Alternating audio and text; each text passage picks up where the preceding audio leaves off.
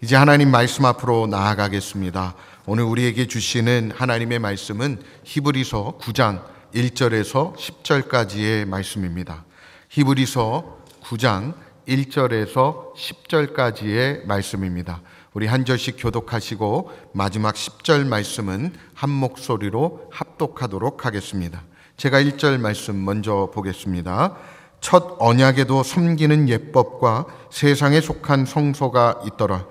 예비한 첫 장막이 있고 그 안에 등잔대와 상과 진설병이 있으니 이는 성소라 일컫고, 또 둘째 휘장 뒤에 있는 장막을 지성소라 일컫나니 금향로와 사면을 금으로 싼 언약궤가 있고 그 안에 만나를 담은 금 항아리와 아론의 쌍난 지팡이와 언약의 돌판들이 있고 그 위에 속죄소를 덮는 영광의 그룹들이 있으니 이것들에 관하여는 이제 낱낱이 말할 수 없노라.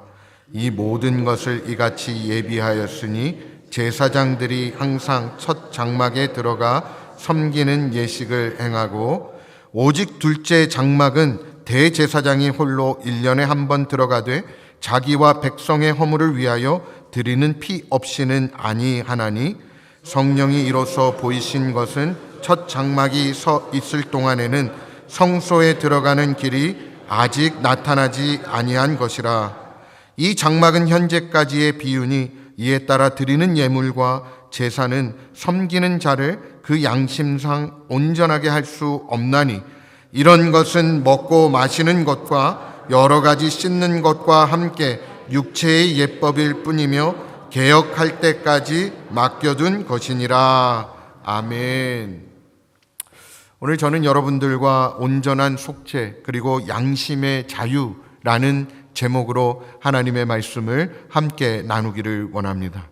사랑하는 성도 여러분, 우리의 마음 한켠에 남아있는 무거운 짐 혹시 느껴보신 적이 있으십니까? 믿음 생활을 하면서도요, 지워지지 않는 죄책감이나 후회의 기억 때문에 마음이 눌릴 때가 있는 것 여러분 경험해 보셨을 것입니다.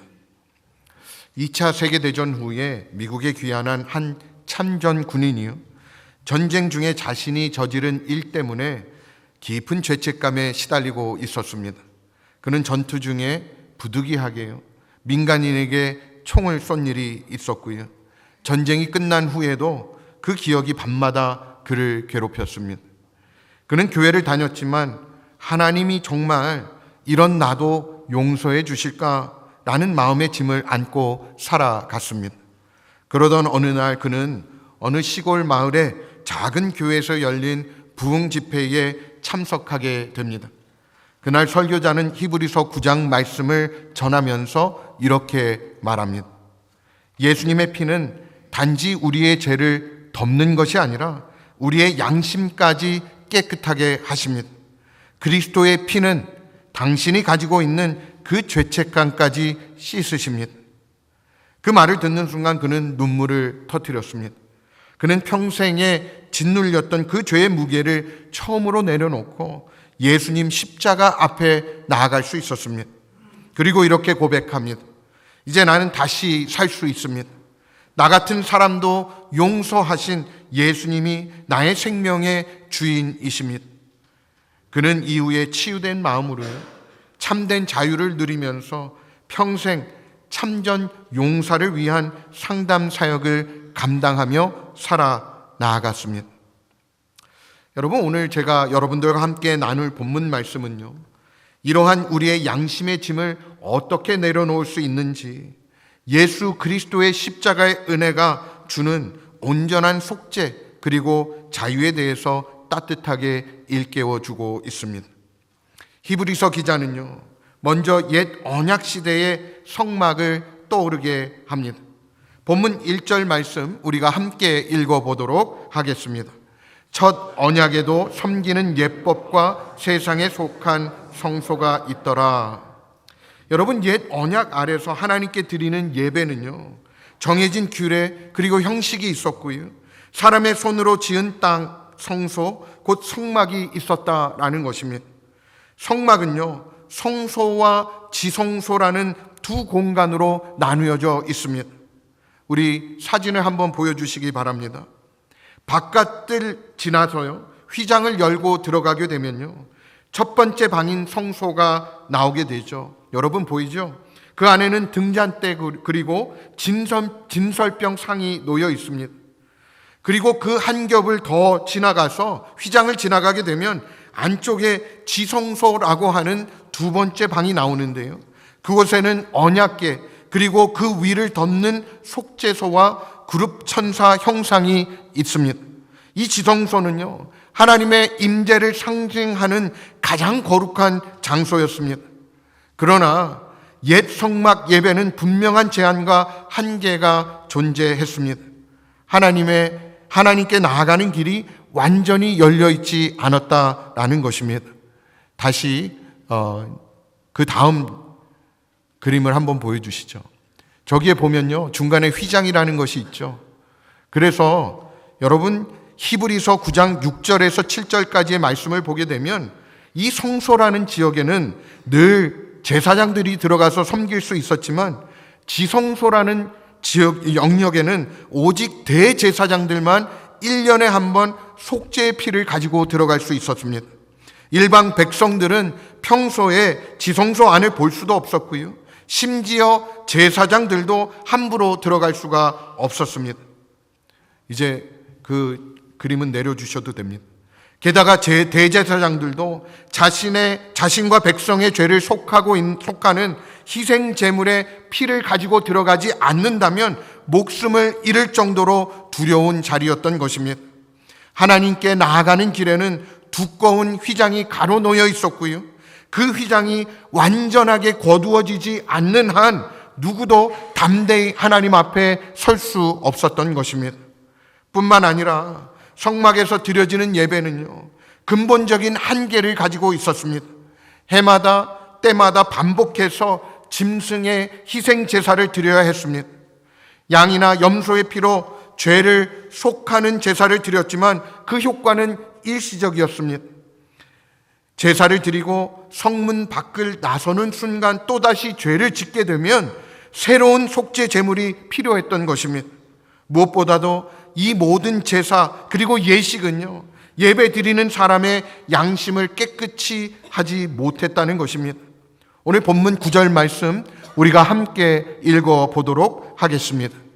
이 장막은 현재까지의 비유니 이에 따라 드리는 예물과 제사가 섬기는 자를 그 양심상 온전하게 할 수 없나니. 여러분, 다시 말해서 율법에 따른 외적인 예식들은요, 잠시 죄를 덮어줄 뿐 사람 마음 깊은 곳에 죄의식까지는 없애지 못했다라는 것입니다. 그런 점에서 구약에 있는 성막 예배는요, 겉으로 보게 되면 거룩한 모양 그리고 규례를 갖추고 있지만 내적인 양심의 문제를 해결하지 못하는 불완전한 그림자였다는 것입니다. 하지만 이러한 제한 그리고 불완전함은요, 아무런 의미가 없는 것은 아닙니다.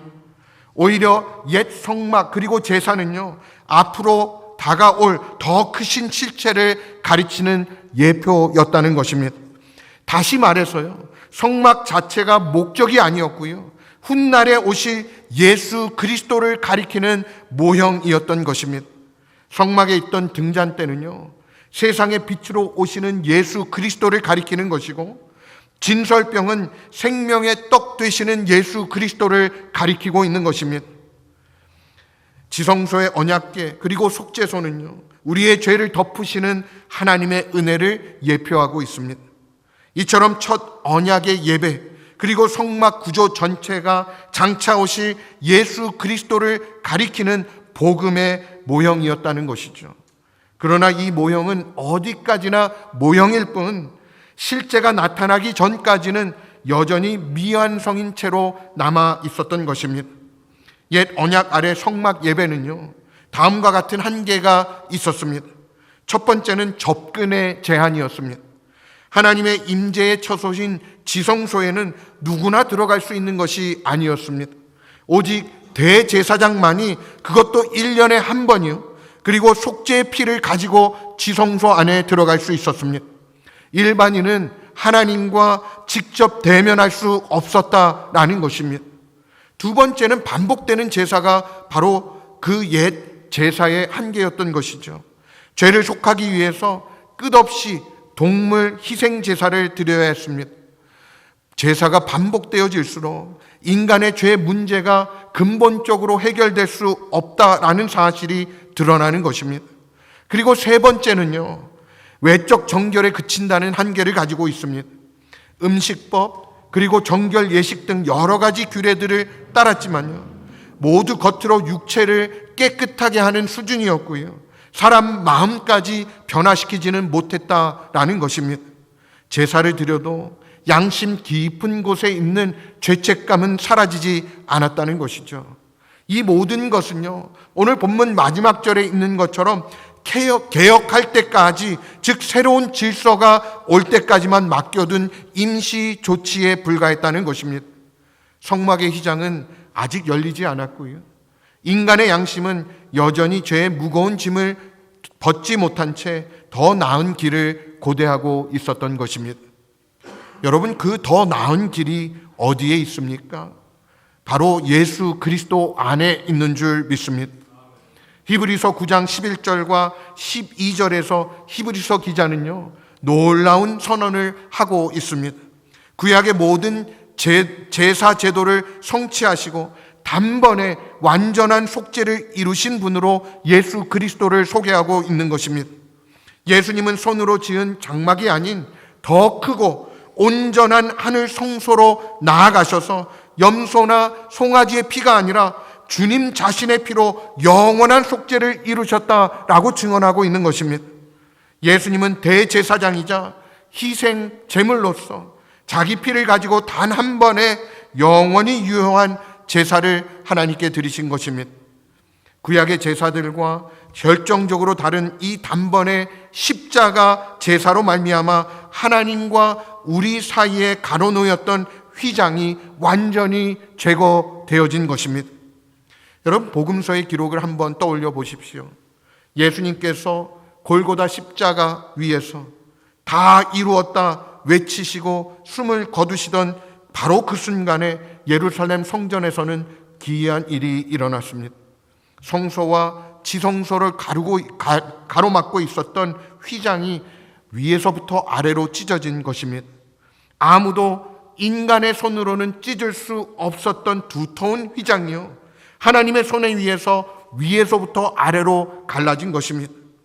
이것은 곧 예수님의 죽음으로 하나님께 나아갈 수 있는 새로운 길이 활짝 열렸음을 보여주는 상징적인 사건인 것입니다. 히브리서 10장 19절 20절은 이 진리를 이렇게 선포하고 있습니다.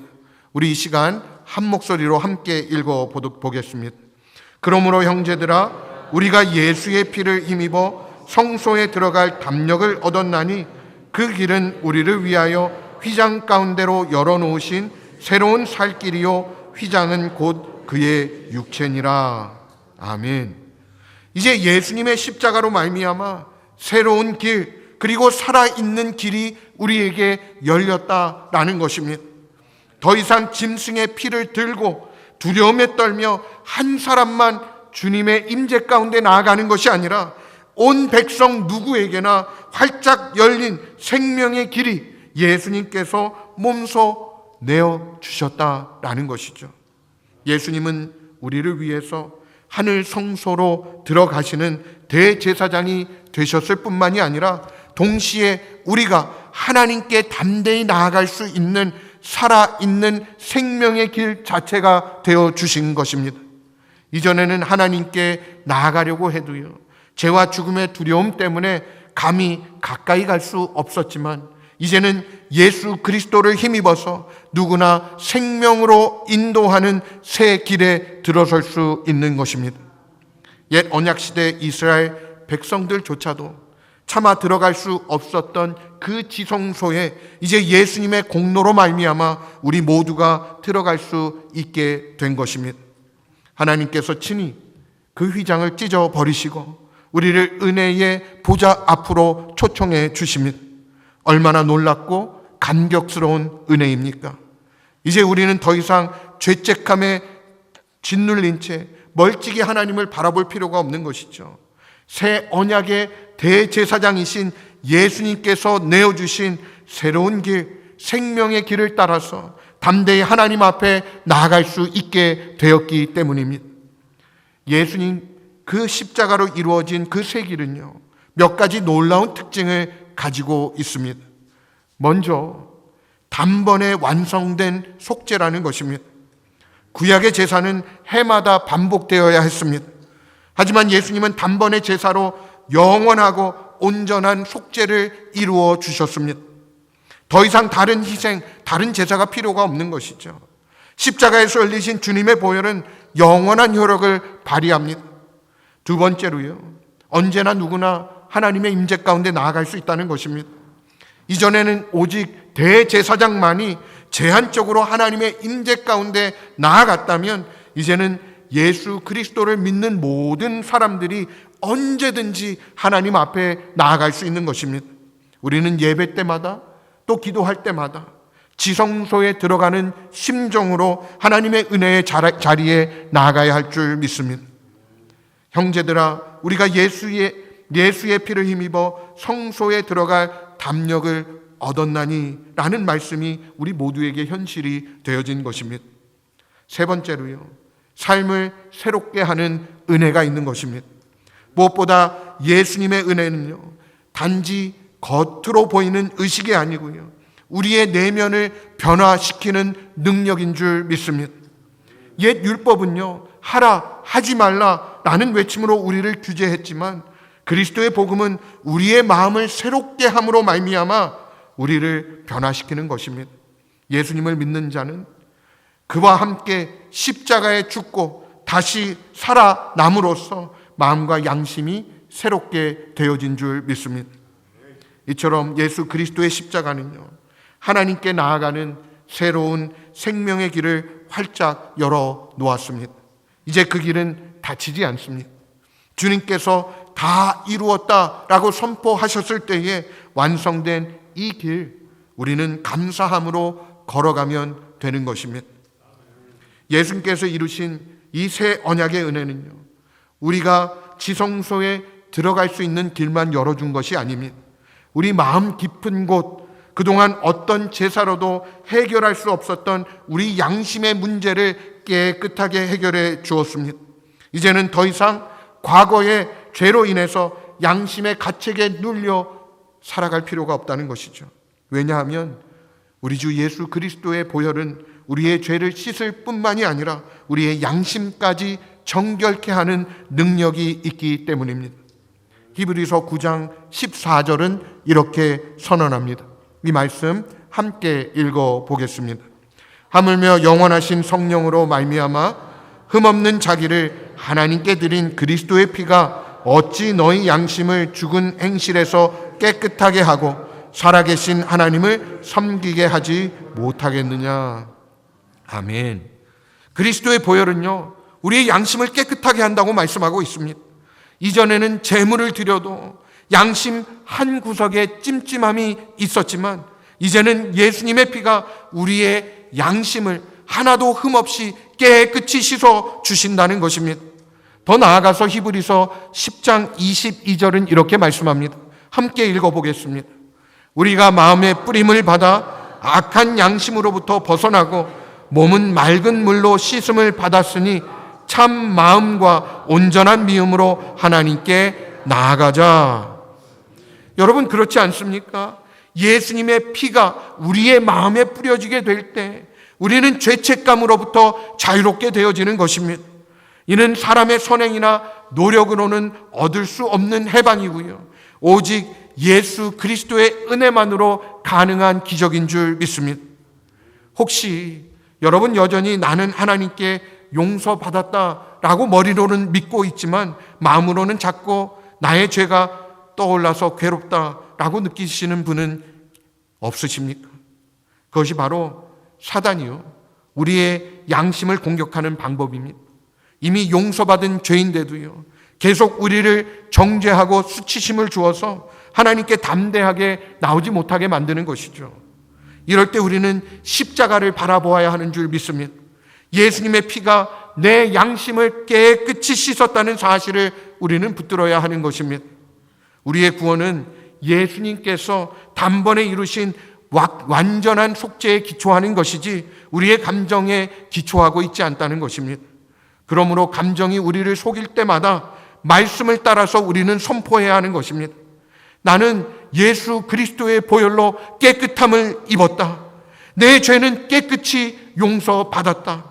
내 양심은 더 이상 죄의 기억에 나를 정죄하지 않는다. 여러분, 이렇게 담대히 선포하십시오. 로마서 8장 1절의 약속처럼요. 그러므로 이제 그리스도 예수 안에 있는 자에게 결코 정죄함이 없나니 라는 진리를 우리 마음에 새겨야 하는 줄 믿습니다. 여러분, 우리가 회개하고 예수님께 우리의 죄를 맡겨드렸다면 하나님은 그 죄를 다시 꺼내서 우리를 책망하지 아니하십니다. 하나님보다 크신 분이 없는데 그 하나님께서 용서하신 죄를 우리가 스스로 붙잡고 자책할 필요가 있겠습니까? 이제 양심의 짐을 주님께 내려놓으십시오. 우리의 죄를 기억하지 아니하시는 주님의 은혜 안에서 담대한 양심의 자유를 누리는 그 은혜가 우리 가운데 있기를 간절히 소망합니다. 말씀을 맺으면서 한 가지 실제 있었던 이야기를 나누려고 합니다. 18세기 영국에 한 청년이 있었습니다. 그는 어려서 부모를 여의고 방황하며 살았습니다. 젊은 시절에 배를 타고 먼 바다에 나갔어요. 노예 무역하는 일에 손을 대게 되었습니다. 사람들을 상품처럼 사고 파는 비인도적인 일에 가담하게 된 것이죠. 시간이 흘러서 그는 극적으로 예수 그리스도를 만나고 회심하게 되었지만 회심 후에도 과거에 자신이 저질렀던 끔찍한 죄악에 대한 깊은 죄책감과 회한이 마음에 떠나지 않았습니다. 나 같은 죄인에게도 과연 용서가 가능할까? 내가 그토록 많은 사람들에게 준 고통을 하나님이 어떻게 용납하실까? 그는 뼈저린 가책 속에서 눈물로 세월을 보냈습니다. 그러나 기도 가운데 하나님은요, 그에게 크신 은혜의 확신을 부어 주셨습니다. 십자가에서 흘리신 예수님의 보혈이 그런 죄인조차도 용서하고 남음이 있다라는 깨달음이 찾아온 것입니다. 자신의 죄보다 그리스도의 은혜가 훨씬 더 크심을 마음속에 받아들인 순간 그는 눈물의 죄책감에서 해방되는 그 자유를 맛보게 되었습니다. 그 은혜의 감격 속에서 이 사람은요, 한 찬송시를 써 내려갔습니다. 우리가 잘 아는 찬송, 바로 Amazing Grace, 나 같은 죄인 살리신, 이 찬송시를 지은 존 뉴턴 목사의 이야기입니다. 뉴턴 목사님은 평생 내가 한없이 큰 죄인이지만 예수 그리스도는 한없이 위대한 구주임을 증언했습니다. 그는 자기의 부끄러운 과거를 숨기지 않고 간증하면서요, 얼마나 깊은 죄책감이 있을지라도 그보다 더 깊은 하나님의 자비가 있다라는 사실을 용기 있게 간증했습니다. 그의 고백처럼 우리가 어떤 수치와 죄책감을 짊어지고 살아가든지 그보다 더 크신 하나님의 긍휼과 은혜가 있다라는 진리는 우리 모두에게 소망이 되어지는 것입니다. 우리가 우리의 죄가 크면 클수록요, 그만큼 하나님의 은혜는 더 큰 것입니다.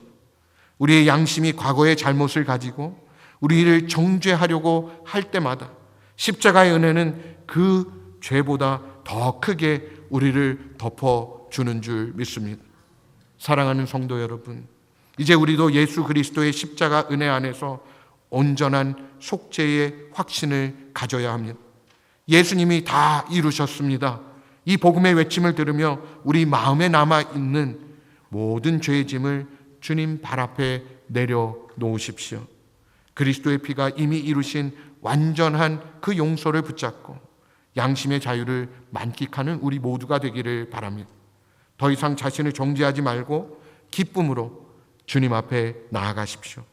새로운 길, 생명의 길이신 예수님께서 활짝 벌린 두 팔로 우리를 맞이해 주실 줄 믿습니다. 그 품 안에서 참된 안식 그리고 자유를 누리는 저와 여러분, 또 우리 새안교회 모든 성도님들 되시기를 주님의 이름으로 축원드립니다.